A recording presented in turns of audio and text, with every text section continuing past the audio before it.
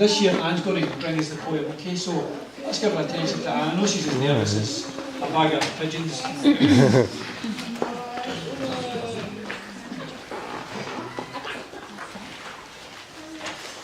This is actually an American, very famous Christmas poem, and it's called "'Twas the Night Before Christmas." "'Twas the night before Christmas, and all through the house, not a creature was stirring, not even a mouse.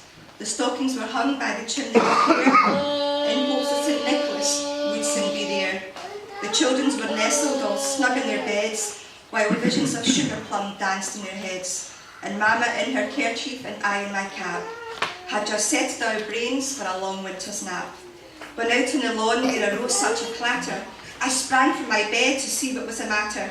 Away to the window I flew like a flash, tore open the shutters and threw up the sash.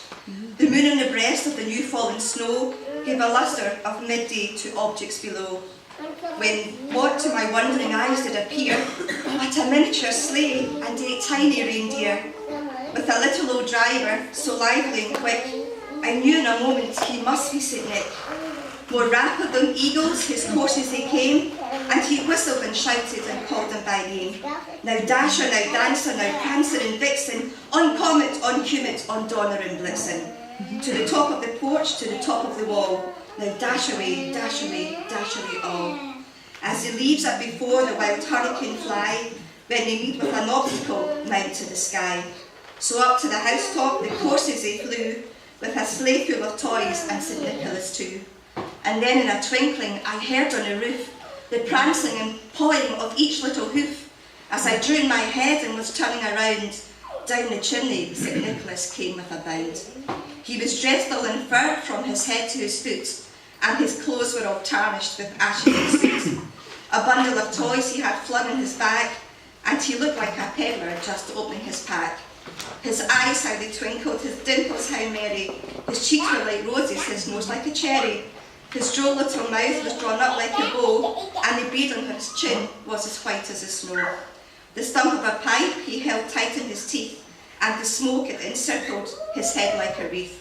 He had a broad face and a round little belly that shook when he laughed like a bowl full of jelly. He was chubby and plump, a right jolly old elf, and I laughed when I saw him in spite of myself. A wink of his eye and a twist of his head soon gave me to know I had nothing to dread. He spoke not a word, but went straight to his work, and filled all the stockings, then turned with a jerk. And laying his finger aside of his nose, and giving a nod, up the chimney he rose. He sprang to his sleigh, to his team gave a whistle, away they all flew like the down of a thistle. But I heard him exclaim ere he drove out of sight, "Happy Christmas to all, and to all good night."